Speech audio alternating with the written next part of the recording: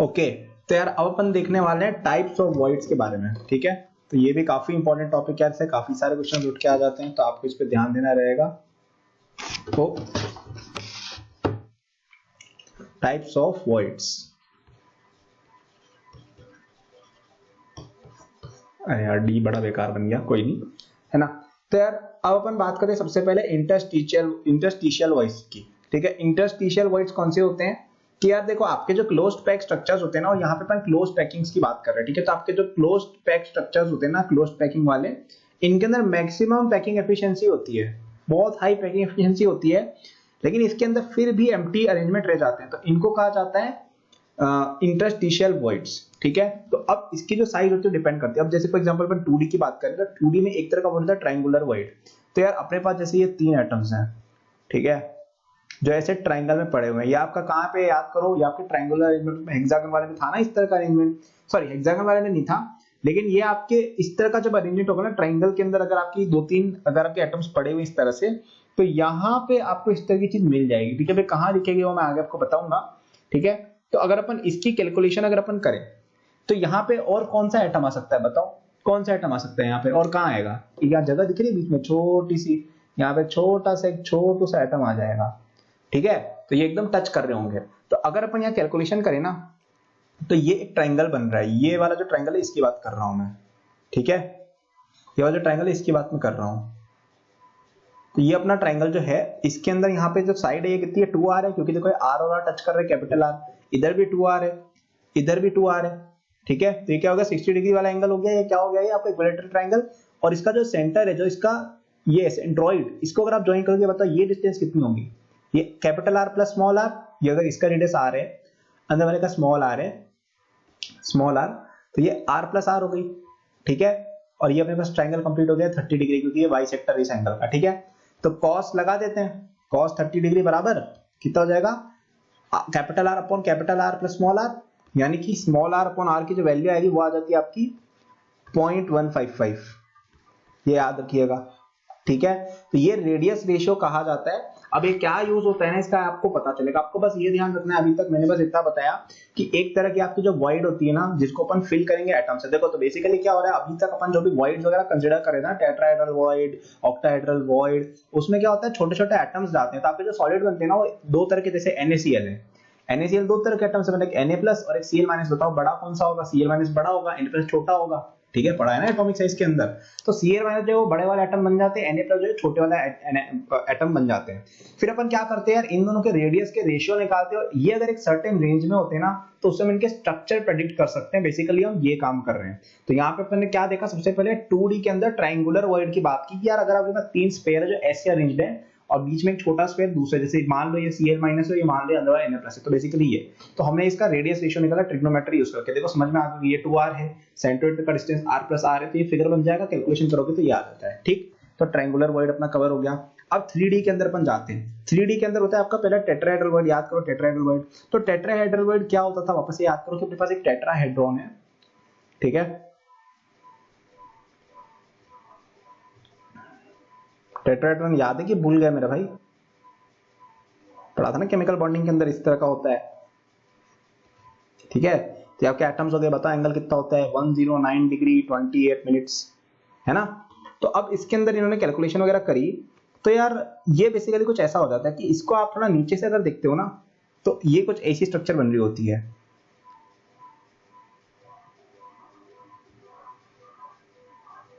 नीचे से आप देख रहे हो, तो बीच में एटम आ जाता है आपका स्मॉल आर का, बाकी ये होता है, ठीक है। तो अगर आप यहाँ पे अगर कैलकुलेशन करते हैं, बेसिकली हम नीचे से देख रहे हैं इसको, नीचे से तो नहीं कह सकते, इसको अपन थोड़ा साइड वाइड से देख रहे हैं, ऐसा आप कुछ इमेजिन कर सकते हो, ठीक है। तो मैं आपको देखो ये कैलकुलेशन कैसे हो रही है जानने की आपको कोई खास आवश्यकता नहीं है, ठीक है। स्पेशली अगर आप केवल जेईई मेन को टारगेट करो, आपको बिल्कुल आवश्यकता नहीं है जानने की कि भाई ये कैसे कैलकुलेट हुआ। आपको बस जो रेडियस रेशियो में पता होना चाहिए, फिर भी मैं करके बता रहा हूँ यार, ताकि कोई बच्चा अगर इंटरेस्टेड हो तो दिक्कत नहीं। तो इसका ट्रायंगल कुछ ऐसा बनता है, ठीक है। इसका ट्रायंगल बना देता हूं तो मैं अच्छे समझ में आएगा क्या हो रहा है। ये r प्लस आर हो गया, ये आपका r हो गया यहां से यहां तक, और ये आपका एंगल कितना हो जाएगा 54 degree 44 minute, which is nothing but इसका आधा, ठीक है। ये 54 मिनट ये हो गया। तो ये भी क्या बन रहा है, देखो इस ट्रायंगल को देखो तुम, यहां से लेके यहां तक, ठीक है। ये जो छोटा ट्राइंगल है ना, ये देखो ये कैपिटल आर यहाँ पे और ये स्मॉल आर, तो ये वाला यहाँ पे, ये वाली साइड आर और आर, तो ये यहाँ पे एंगल ये होगा आपका। एंगल कहाँ से है? टेट्राहेड्रल का एंगल, ठीक है। अब ये फिगर मुझे पता है समझने में कुछ लोगों को थोड़ा डिफिकल्ट हो रहा होगा, क्योंकि 3D में इमेजिन करके आएगा। मैं 2D के अंदर आपको दोनों रिप्रेजेंटेशन बता दी, एक तो ये रिप्रेजेंटेशन हो जाती है इसकी, और एक इसको आप थोड़ा साइड से अगर देखोगे तो इस तरह की एक रिप्रेजेंटेशन हो जाती है, ठीक है। तो इसको, इसका ट्राइंगल बेसिकली ऐसा बनता है। इसी कैलकुलेशन अपन करते हैं ना, तो इसका जो रेडियस रेशियो आता है वो आ जाता है, इसके अंदर ट्रिग्नोमेट्री लगा दो, sine of 54.44 equal to capital R upon small R plus capital R, ये करोगे तो ये 0.225 आ जाता है। ये दोनों तीनों चीजें जो भी मैं बता रहा हूँ सब याद रखना। पहले केस में क्या आ रहा था? 0.155, दूसरे में 0.225, ठीक है। तो 2D ट्राइंगुलर वॉइड के अंदर 0.15 होता है, टेट्राहेड्रल वॉइड के अंदर 0.225 होता है। अब अपन देखते हैं 3D में 6 कोऑर्डिनेट वाला जो वॉइड है, 3D में 6 कोऑर्डिनेट वाला जो वॉइड है, 6 कोऑर्डिनेशन नंबर वाला वॉइड, ये कहाँ आता है बताओ? ये वाला तब आता है यार जब आपके पास इस तरह की सिंपल क्यूबिक टाइप की अरेंजमेंट हो, ठीक है। क्योंकि उसमें देखो क्या हो रहा है, आपके पास जैसे प्लेन है तो 4 एटम्स तो आपके पास यहाँ पे प्लेस्ड होंगे, एक एटम ऊपर एक एटम नीचे, ठीक है। तो बेसिकली इस तरह कुछ बन रहा है, ठीक है। तो ये जो है इसको 6 कोऑर्डिनेशन कहा जाता है। तो इसमें एटम कहाँ आएगा बताओ? बीचों बीच आएगा इसके अंदर एटम। तो बेसिकली कुछ ऐसा हो रहा है कि यार आपके पास जैसे ये क्यूबिक स्ट्रक्चर है, ठीक है, और पीछे भी आपकी क्यूब है, ठीक है, और यहाँ बीच में जो छोटी सी जगह बची ना, यहाँ पे एक छोटा सा एटम होगा जो बिल्कुल इनका टच हो रहा होगा सबके, ठीक है। तो निकाल लेते हैं अपन इसकी वैल्यू, ठीक है। तो अगर अपन एकदम परफेक्ट स्ट्रक्चर अज्यूम करें, परफेक्ट स्ट्रक्चर का मतलब क्या है? देखो कि अपन ने पहले सिंपल क्यूबिक बाहर के एटम से बना दिया और बीच में जो भी वॉइड था ना वहां पे अपन ने ये छोटा वाला एटम घुसा दिया, ठीक है। तो अब इसके अंदर बताओ कैसा ट्राइंगल बनेगा? इसमें ऐसा ट्राइंगल बनेगा, ये आपकी साइड होगी ऑफ यूनिट सेल, क्योंकि देखो ये सेंटर ऑफ द स्फीयर को कनेक्ट करके होता है। अगर यहाँ पे तुम्हें चीजें समझ में नहीं आ रही है तो यार पीछे जाके प्लीज रिवाइज करो कि सिंपल क्यूबिक यूनिट सेल क्या होता है, या ये जो होती है ना सिंपल क्यूबिक के अंदर देखो टच हो रहा है। कुछ बच्चे ऐसा बोल रहे भैया ये तो बॉडी सेंटर्ड क्यूबिक हो गई क्योंकि बॉडी के बीच के अंदर एटम आ गया। नहीं भाई, ये क्या किया है आप समझो। ये जो येलो वाली बाहर वाली जो चीजें है ना, या मैं चलो दूसरे कलर से लेबल कर देता हूं, तुमको ज्यादा अच्छे समझ आएगा। ये बीच वाला एटम एक दूसरी स्पीशीज का है। अपन क्या कर रहे हैं, अपन ने पहले सिंपल क्यूबिक यूनिट सेल बना ली येलो वाले एटम्स को यूज करके, ठीक है, बन गई। उसके अंदर सिंपल क्यूबिक के रूल्स लगेंगे। अब अपन एक छोटा सा एटम लेके आए ब्लू कलर का, जो यहाँ फिट कर दिया अपन एग्जैक्ट फिट करके, तो अपन उसका निकालना रेशियो कितना होगा, ठीक है, जस्ट दैट कि वो फिक्स हो जाए एकदम, की कहीं कन्फिगरेशन उसकी चेंज नहीं हो, ठीक है। तो अगर ये आर है तो ये आपका कितना हो जाएगा 2r। ये डिस्टेंस कितना है आपका? ये डिस्टेंस है आपका 2 into capital R plus R, ठीक है। ये देखो समझ रहे हो ना, ये इसके सेंटर से पास हो जाए तो ये कैपिटल आर, ये कैपिटल आर, ये 2r, ये हो गया इतना डिस्टेंस, ठीक है। तो ये हो गया आपका ये। इसका अगर अपन एंगल निकालें तो ये जो है एक आइसोसेलेस ट्रायंगल बन रहा है देखो। तो इसके अंदर ये वाली जो साइड है इसका √2 टाइम्स कर दे तो आपको ये मिल जाएगा डायगोनल, ये मिल जाएगा ना, पाइथागोरस लगाओ तो √2 इक्वल टू ये a कितना है आपका 2r, सॉरी हाँ a आपका 2r है, तो यहाँ पे 2r घुसा दो।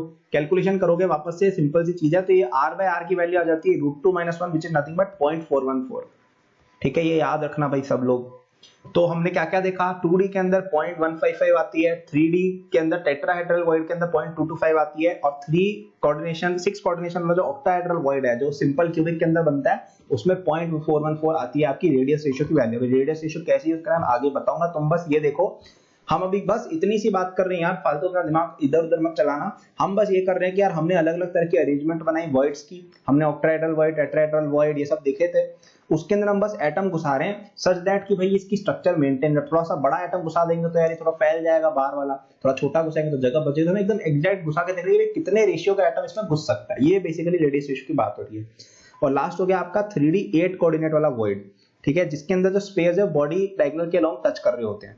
तो इसके अंदर आपका सेम लॉजिक लग जाएगा, बस थोड़ा सा डिफरेंस क्या आ जाएगा कि यहाँ पे जो आपकी टचिंग हो रही है ना, वहां पे आपका बॉडी डायगोनल टच कर रहा है, ठीक है।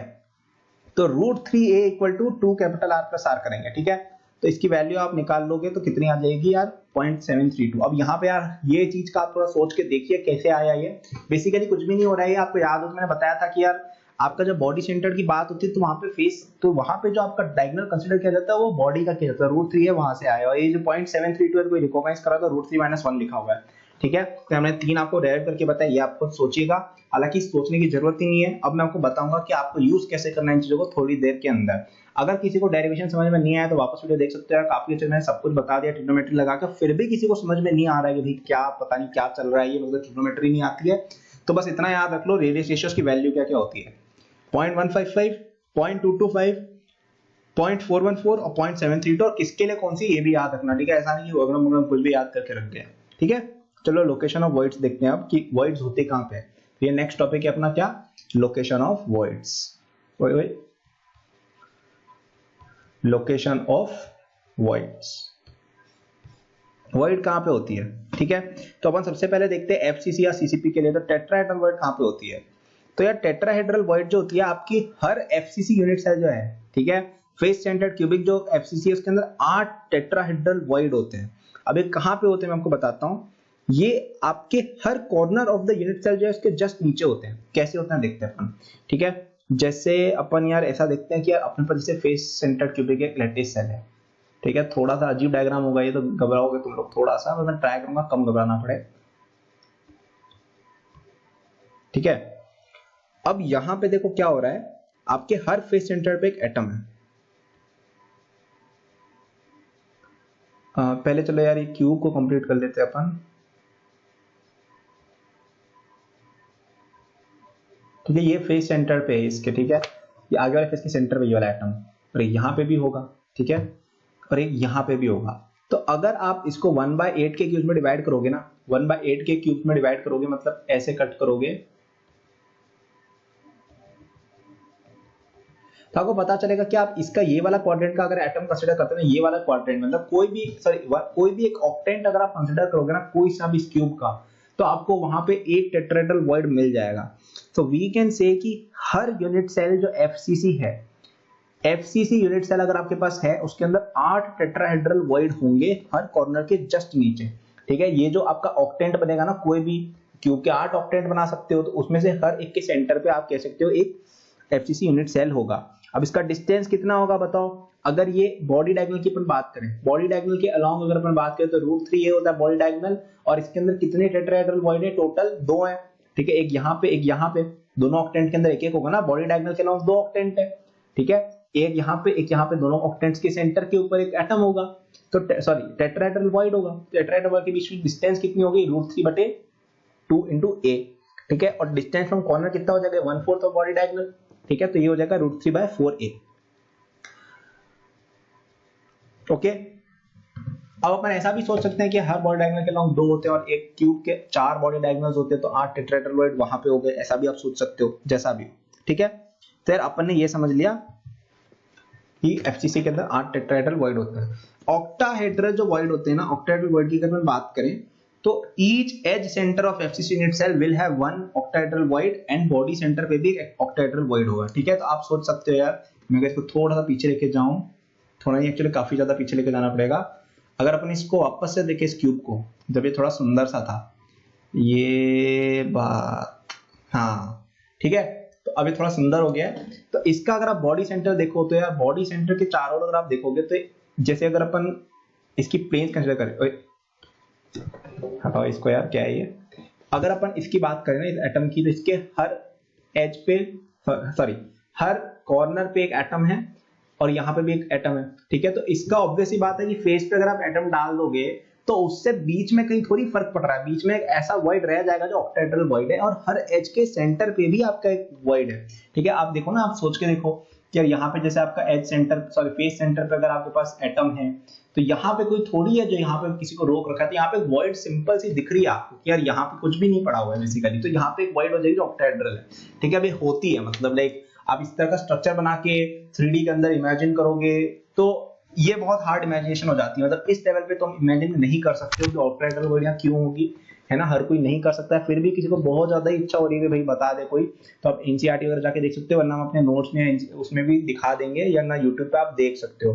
बट हमें केवल इतनी इंफॉर्मेशन पता करनी है कि ऑक्टाहेड्रल वॉइड कितने होते हैं। एक तो बॉडी सेंटर के ऊपर हो जाएगा, ठीक है, एक कहाँ पे हो जाएगा, चार जितनी भी एजेस हैं उनके अंदर एक एक आपका रहता है ऑक्टाहेड्रल वॉइड। अब 1/4 कंट्रीब्यूशन होता है एच के ऊपर किसी भी चीज का, तो ऑक्टाहेड्रल वॉइड का 1/4 होगा, 12 एजेस है, तो टोटल 4 ऑक्टाहेड्रल वॉइड हो जाएंगे आपके एफसीसी यूनिट सेल के अंदर। तो क्या क्या बोला हमने, एफसीसी यूनिट सेल के अंदर ये चीज याद रखनी है, टेट्राहेड्रल वॉइड होते हैं कहाँ पे होते हैं, आपके बॉडी डायगोनल्स लो, उसको आप 2 हिस्सों में डिवाइड, सॉरी 3 हिस्सों में डिवाइड करो।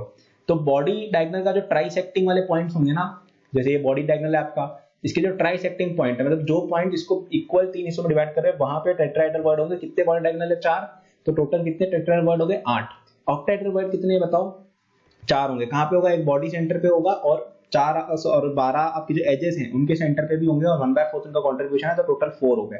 ये याद रखना, क्वेश्चन डायरेक्ट आता है कि एफसीसी के अंदर कितने टेट्राहेड्रल वर्ड, ऑक्टाहेड्रल वर्ड और कहां पे होते हैं। ठीक है, अब अपन बात करते हैं एचसीपी के अंदर कि भाई एचसीपी जो है हेक्सागोनल क्लोज्ड पैकिंग, इसके अंदर कहां पे होते हैं और कितने होते हैं।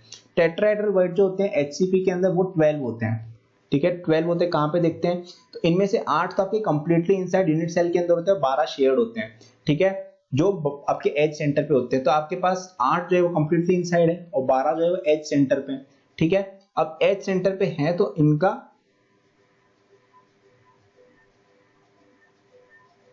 1/3 कंट्रीब्यूशन होगा आपका। ठीक है, क्योंकि ये हेक्सागोनल क्लोज्ड पैकिंग है। ओके, तो आपको यहां पे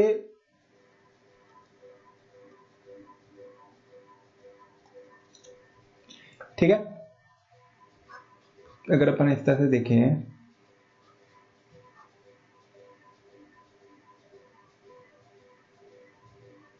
ये आपकी यूनिट सेल थी इस तरह की। ठीक है, आपकी यूनिट सेल कुछ इस तरह की थी ना। तो अब इसके अंदर क्या हो रहा है, आपकी जो एज है यहाँ पे इसके सेंटर पे अगर मैं एक स्फीयर डाल देता हूँ, बताओ, तो सिंपल सी बात है यार, 120 डिग्री का एंगल है। तो टोटल, आप समझ रहे हो ना इस चीज को मैं क्या कहना चाह रहा हूँ, टोटल आपकी जो शेयरिंग होगी वो हो जाएगी कितनी आपकी? 1/3 वाली। तो यहाँ पे 1/4 होगा, याद रखना। तो एचसीपी के अंदर टेट्राहेड्रल वर्ड 12 होते हैं। ठीक है, ये सबसे ज्यादा इंपॉर्टेंट चीज है। एचसीपी के अंदर टोटल टेट्राहेड्रल वर्ड 12 होते हैं, याद रखना। कहां कहां पे होते हैं? 8 कंप्लीटली इनसाइड यूनिट सेल होते हैं। जो यार अगर तुम इस तरह का सोचोगे ना कि यार अपने पास एटम्स यहाँ पे मैंने बताया था, यहाँ पे भी आपके 3 इस तरह से पड़े होते हैं, तो आपको दिखेंगे। अब इसका एक्सप्लेनेशन यूजुअली बुक वगैरह में भी नहीं मिलता है, ये थोड़ी हार्ड चीज है विजुलाइज करना। और अब तक आप ऑलरेडी समझ गए होंगे कि भाई बीसीसी के बाद विजुलाइज करना बहुत टफ हो जाता है। इसमें तो हम कर ही नहीं पाते क्योंकि ये हेक्सागोनल में भी 3D चीज बनाई गई है। ठीक है, ए बी बी जो भी चीजें हैं ये डिफिकल्ट टू विजुलाइज हैं। इवन आप एनिमेशन वगैरह देखोगे तो भी सेटिस्फैक्टरी नहीं मिलते हैं बहुत ज्यादा, इसलिए मैंने डाले भी नहीं है, वरना मैं आपके लिए वीडियो ही बना देता। तो मैंने सोचा कि कॉम्प्लिकेट करने से काफी अच्छा है कि जो चीज इतनी इंपॉर्टेंट नहीं है वो हम स्टूडेंट के विल पे छोड़ दे। अगर आपको बहुत ज्यादा अंडरस्टैंडिंग चाहिए कि मुझे तो पूरा ही समझना है, आर्किटेक्चर ही बनना है मुझे, तो आप बिल्कुल रिसर्च कीजिए, बाकी कोई यूज नहीं है from JEE point of view, है ना। तो अपन को बस याद रखना है कि 12 इसके अंदर टेट्राहेड्रल वर्ड होते हैं, जो 8 इनसाइड बॉडी और 12 एज सेंटर होते हैं। एज सेंटर जो होते हैं वो आपके 1/3 कंट्रीब्यूट होते हैं टोटल। ऑक्टाहेड्रल वर्ड जो होते हैं वो कहां पे होते हैं? ऑक्टाहेड्रल वर्ड जो आपके होते हैं, ठीक है, वो हो जाएंगे आपके 6। ठीक है, 6 जो है सारे के सारे कंप्लीटली इनसाइड यूनिट सेल होते हैं। ठीक है, कंप्लीटली इनसाइड यूनिट सेल होते हैं। अब इनकी लोकेशन की बात अपन यूजुअली करते नहीं है एचसीपी के अंदर, है ना, 11-12 लेवल पे, तो अपन यहां तक इतनी ही बात करेंगे। तो क्या क्या बताया मैंने आपको? एफसीसी एचसीसी की अगर अपन टेबल बनाए तो टेट्राहेड्रल वर्ड कितने हो जाएंगे आपके? तो इसमें जेड की वैल्यू पहले बात देख लो कितने हैं। इसमें 4 होता है, इसमें 6 होता है, बताया था आपको मैंने। टेट्राहेड्रल वर्ड जेड इंटू 2 यानी कि 8 हो जाते हैं। ठीक है, ये जेड है और यहाँ पे जेड इंटू, हाँ यहाँ पे टेट्राहेड्रल वर्ड जेड इंटू 2 ही है दोनों की केस में। ठीक है, तो यहाँ पे आपके 12 हो जाएंगे। ऑक्टाहेड्रल वर्ड जो है वो हो जाएंगे आपके 4 जेड इंटू 1। तो z यहाँ पे कितना है? 4 है और यहाँ पे 6 है। ठीक है, तो याद रखिएगा टेबल एफसीसी एचसीपी के काफी क्वेश्चन आ जाते हैं। ठीक है, तो यार ये अपना टोटल ऑफ स्ट्रक्चर वाला काम पूरा खत्म हो गया। अपने काफी सारी चीजें देखी, अब अपन देखेंगे अप्लाई कैसे करना है इन चीजों को। अब अपन देखने वाले काफी अच्छी सी चीज यार, जो है आपका स्ट्रक्चर ऑफ आयोनिक कंपाउंड्स। ठीक है, स्ट्रक्चर ऑफ आयोनिक कंपाउंड्स। ठीक है, तो यार अपन यहाँ पे रेडियस रेशियो रूल दिखता है। रेडियस रेशियो रूल क्या होता है समझो इस बात को। ठीक है, तो अपन यार रेडियस, अगर अपने पास जो कैटायन है और जो एनायन है, इनका अपन रेडियस का रेशियो निकाल दो, कैटायन ऊपर एनायन नीचे आएगा, ये जो रेशियो आता है इसको रेडियस रेशियो कहा जाता है। ठीक है, इसकी वैल्यू के बेसिस पे अपन डिसाइड कर सकते हैं कि यार आपकी जो एटम की जो आपकी जो कोऑर्डिनेशन नंबर रहेगी या जो आपका वॉइड ऑक्यूपेशन रहेगा वो किस तरह का रहेगा। ठीक है, तो चलो अपन देखते हैं। तो अपन इसकी वैल्यूज की टेबल बनाएंगे, इसको प्लीज अच्छे से नोट कर देना। तो अगर ये रेशियो 0.155 से कम है, ठीक है, तो यहाँ पे टाइप ऑफ वॉइड ऑक्यूपाइड और void occupied, type of void occupied की बात हो रही है। ठीक है, फिर अपन देखा कोऑर्डिनेशन नंबर, फिर अपन देखा एग्जाम्पल। ठीक है, एक है कि 0.155 से नीचे हो, यानी आपका ट्राइंगुलर वाला, 0.155 से कम और 0.225 से ज्यादा, यानी कि टेट्राहेड्रल वाले केस की बात हो रही है, सिंपल सी बात है, ठीक है।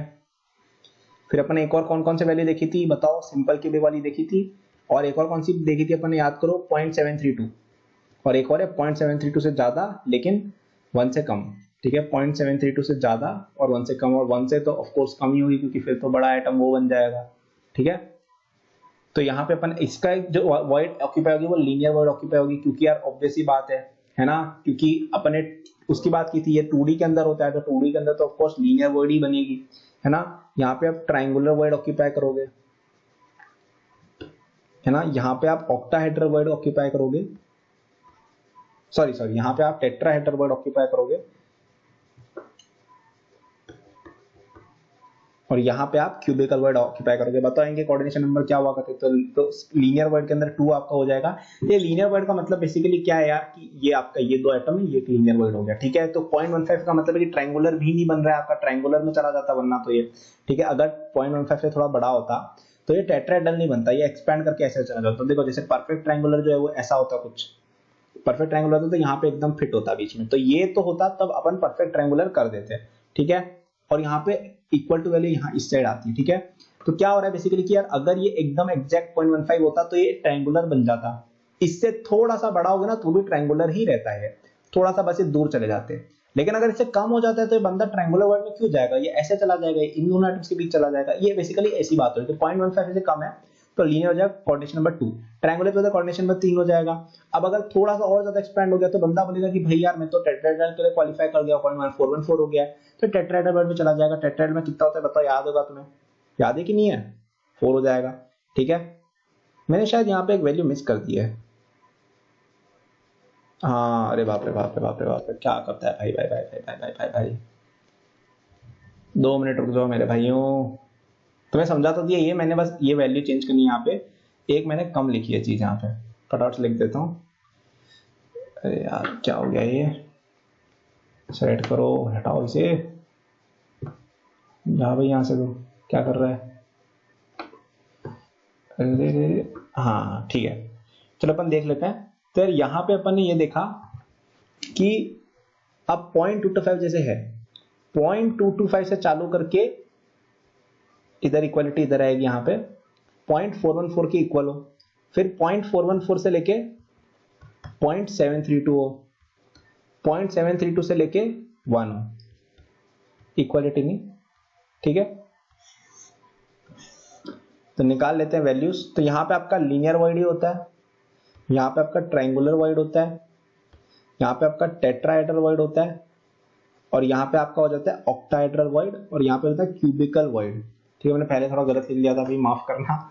कोऑर्डिनेशन नंबर यहाँ पे 2 3, टेट्राहेड्रल का 4 होता है, ऑक्टाहेड्रल का 6 होता है, और इसका 8 होता है, मैंने पहले सब पढ़ रखा है, एग्जाम्पल अपन देखेंगे। तो मैंने आपको समझा ही दिया बेसिकली कैसे काम करता है। तो अगर इससे कम है तो लीनियर में चला जाएगा, अगर लीनियर से थोड़ा सा ज्यादा हो गया है या लीनियर की बराबर इसके बराबर हो गया तो ट्रायंगुलर में जाएगा, और कब तक जाएगा जब तक टेट्राहेड्रल क्वालीफाई नहीं करता, 3 तक रहेगा।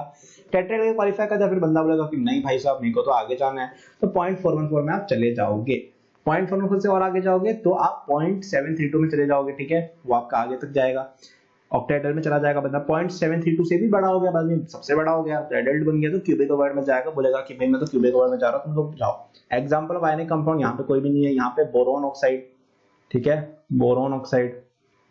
वैसे यार लिखने की क्या जरूरत है, तुम लोग का टाइम वेस्ट होगा, केवल बोल चलेगा क्या भाई, ठीक है। बोरोन ऑक्साइड, यहाँ पे क्या हो जाएगा, जिंक सल्फाइड, ZnS आपका, सोडियम क्लोराइड आपका कहाँ आता है, ऑक्टाहेड्रल के अंदर, और सीजियम क्लोराइड CaCl जो है वो आपको यहाँ आ जाएगा, ठीक है। तो आपको बेसिकली क्या करना है, ठीक है, क्वेश्चन समझो मेरे भाई, क्वेश्चन समझो क्या हो रहा है इसके अंदर। अगर आपने जैसे स्ट्रक्चर के अंदर आपको दे रखा है रेडियस रेशियो निकालो, ठीक है, रेडियस रेशियो निकालो। जैसे आपको NaCl दे दिया, Na का जो रेडियस होता है और Cl का जो रेडियस होता है उसका जो रेशियो होता है वो 0.51 होता है, ठीक है, 0.51 होता है वो।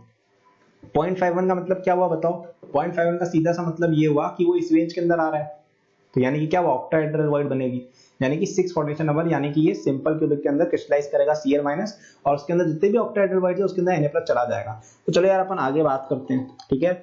अब यहाँ पे अपन ये जो रूल्स बना रहे क्यों हो रहे हैं, क्योंकि अपने आयनिक कंपाउंड है उसके अंदर मैक्सिमम स्टेबिलिटी होनी चाहिए, तो कैटायन के चारों maximum number of anions possible होने चाहिए, ठीक है, इसीलिए अपन हायर वाली चीज देखते हैं। देखो अगर अपन वैल्यू थोड़ी सी ज्यादा हो जाती है 0.15 से ज्यादा है, तो अपन जब तक अपन टेट्राहेड्रल क्वालिफाई नहीं करते अपन एक बार आगे जाने की कोशिश करते हैं। समझ लो क्या कह रहा हूं मैं, ठीक है, वो लीनियर में ही नहीं रहेगा 0.15 पहुंच के ट्रायंगल हो जाएगा, क्योंकि वहां पे से ज्यादा आयन मिल रहे हैं तो स्टेबिलिटी ज्यादा रहेगी। एनायन एनायन और कैटायन कैटायन के कांटेक्ट नहीं होने चाहिए, ये याद रखना, ठीक है। और कोऑर्डिनेशन नंबर ऑफ एनायन और कैटायन अलग अलग होंगे, तो कोऑर्डिनेशन नंबर ऑफ आयन जो है वो रहेगा आपका कितना, number of cation surrounding any anion, और number coordination number of cation हो जाएगा number of anion surrounding any cation, ठीक है। तो चलो अपन इसके अंदर बात करते हैं आगे। हाँ, अब यहाँ पे यार अपन कुछ एक बार कैलकुलेशन वगैरह करना सीख लेते हैं कि यार कैसे ए आर प्लस और आर माइनस के बीच में अपन रिलेशनशिप फाइंड करते हैं। तो आपको याद, चलो अपन जैसे एफसीसी की बात करें, है ना, एफसीसी की अगर अपन बात करें तो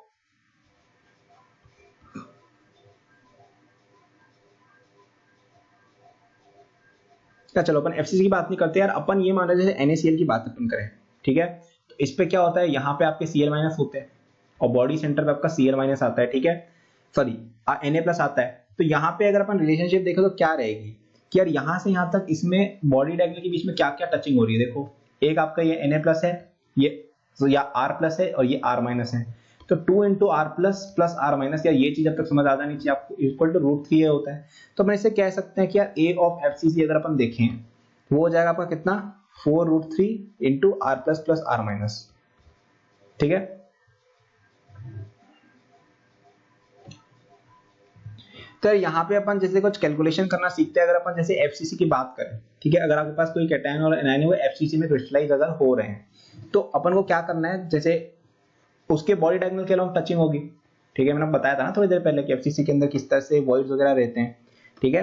तो R minus plus R plus into 2 करते हैं तो डायगोनल आ गया equal to sorry √3 into side of the FCC.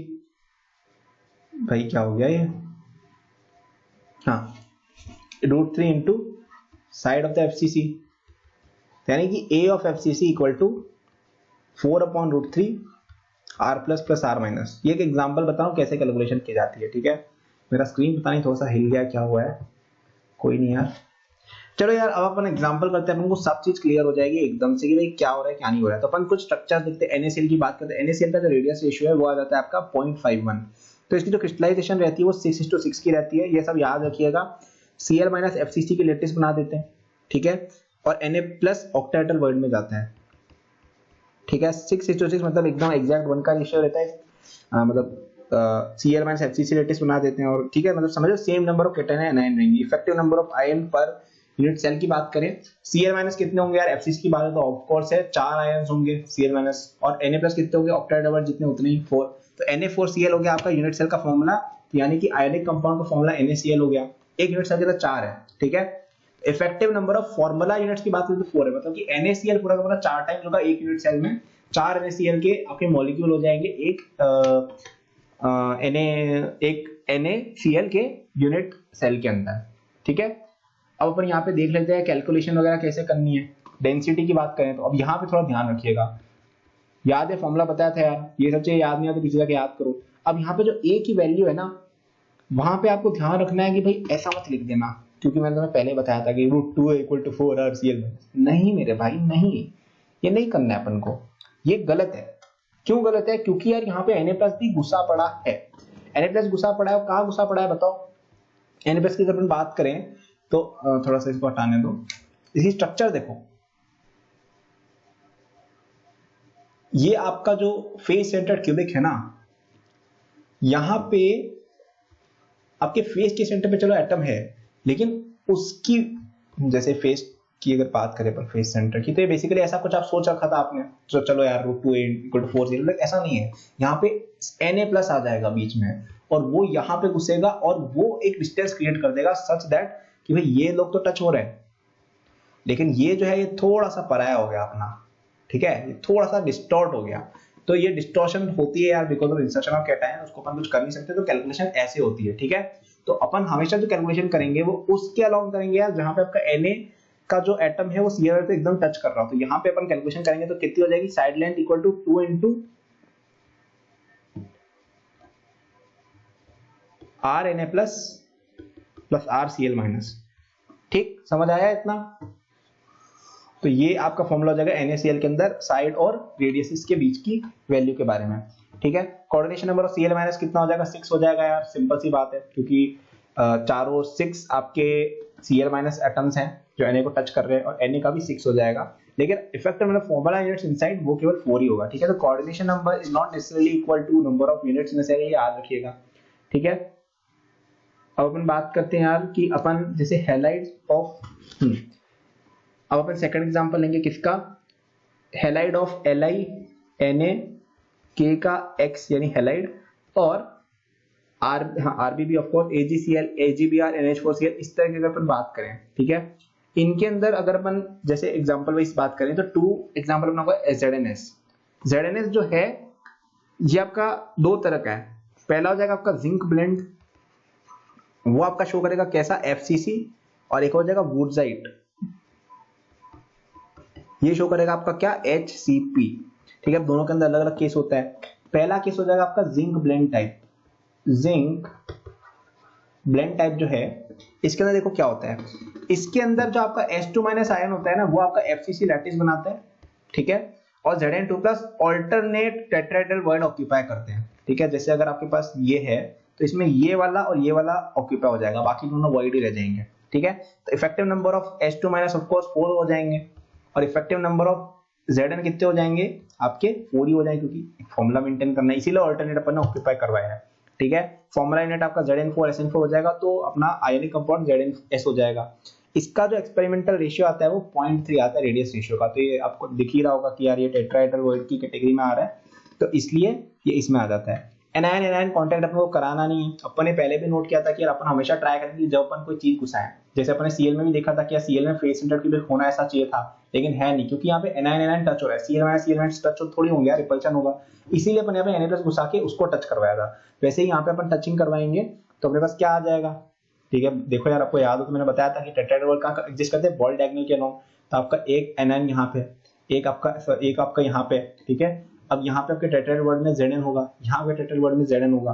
ठीक है, तो अपने पास क्या आ जाएगा बताओ, और यहाँ पे एक और बीच में तो हो गई। ठीक है, sorry for not being scaled, तो ये क्या हो जाएगा, √3 इंटू A बराबर ये एक R, ये 2R, ये एक और R, 4 इंटू यहाँ पे भी 2R RZn plus R H2 minus. ठीक है, तो ये हो जाएगा आपका √3/4, ये रिलेशनशिप आ गई बेसिकली ZnS के केस में, कहाँ पे, जिंक ब्लेंड टाइप के अंदर। ठीक है, और डेंसिटी भी आप निकाल सकते हो Z की वैल्यू यूज करके, है ना। तो चलो ठीक है यार, ये